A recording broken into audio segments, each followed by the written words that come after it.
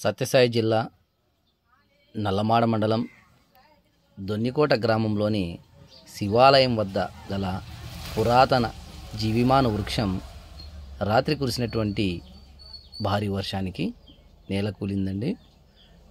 ఈ వీడియోలో మీరు చూడొచ్చు. చూడండి, ఏర్లతో సహా తెగిపడిపోయింది. ఈ ప్రాంతంలో విపరీతంగా కురిసిందండి రాత్రి వర్షం. 2 గంటల పాటు ఏకధాటి కురిసింది. ఈ సంవత్సరంలో ఈ ప్రాంతంలో ఇంత వర్షం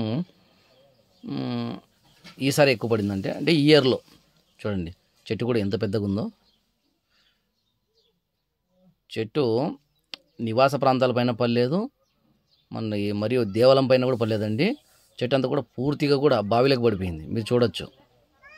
చూడండి, ఆ మైకు, గుడికి పెట్టిన మైకు వైర్ కూడా తెగలేదు. ఆశ్చర్యం, అదే కొమ్మలు కూడా బావిలోకి పోయాయి.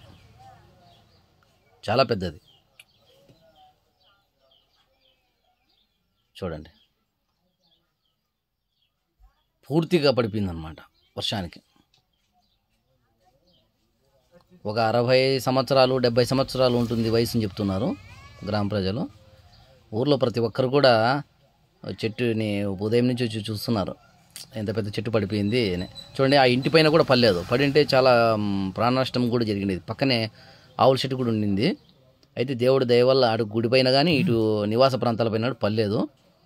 చూడొచ్చు మీరు వీడియోలో.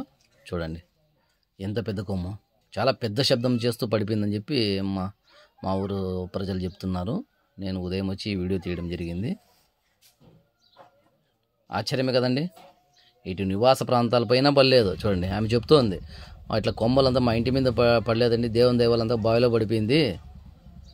మా ఆవుల చెట్టు మీద పడినా కూడా ఆవులు చనిపోవు, అంత దేవుడు దయ ఇది చూడండి అని చెప్తుంది. చూడండి, కొమ్మలు కూడా ఇక్కడ చూపిస్తుంది ఆమె. చూడు, ఆ ఇంటి పైన కూడా పడలేదు, ఈ ఇంటి పైన పడలేదు. అంత పూర్తి బావిలో పడిపోయింది. ఆ కొమ్మ అంతా కూడా మా ఇంటి పైన ఉండింది.